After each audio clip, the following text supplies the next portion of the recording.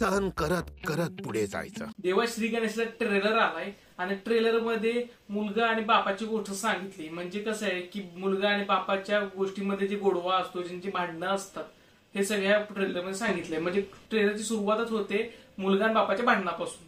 मग त्यानंतर त्यांना फूड ब्लॉगर एक कुठली तरी मुलगी भेटते, ती पण त्यांना प्रवासामध्ये जॉईन होते. म्हणजे ह्या दोघांच्या प्रवासामधला गोडवा आणि तिकट भांडणं हे सगळं दाखवणार ट्रेलर आहे. पण त्या ट्रेलर मध्ये ट्विस्ट आहे. 25 लाखांनी भरलेली ड्रगची बॅग भेटते.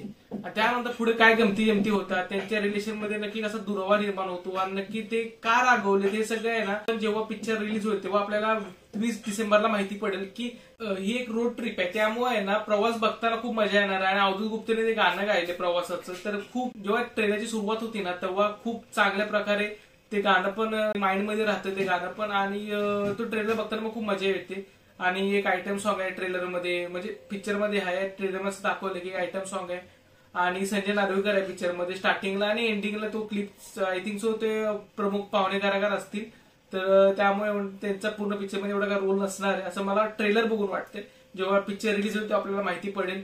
पण नक्कीच मिलिंदने जे डायरेक्शन केलं आणि जे आधी त्याने टकाटक 1 आणि 2 हे सगळे अडल्ट मूवी होते. परत येण्याची जत्रा आणि खूप सारे अजून मुव्हीज केलेले. परत हे सगळे अडल्ट काहीतरी वेगवेगळे 2 ते लास्टचे जे पिक्चर होते ना ते सगळे 2 कॅटेगरीमध्ये अडल्ट कॉमेडीमध्ये येतात.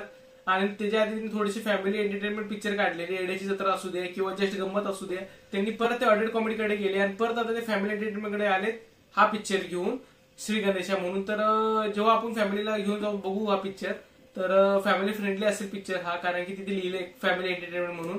तर टॅगलाईन आहे पिक्चरची हा.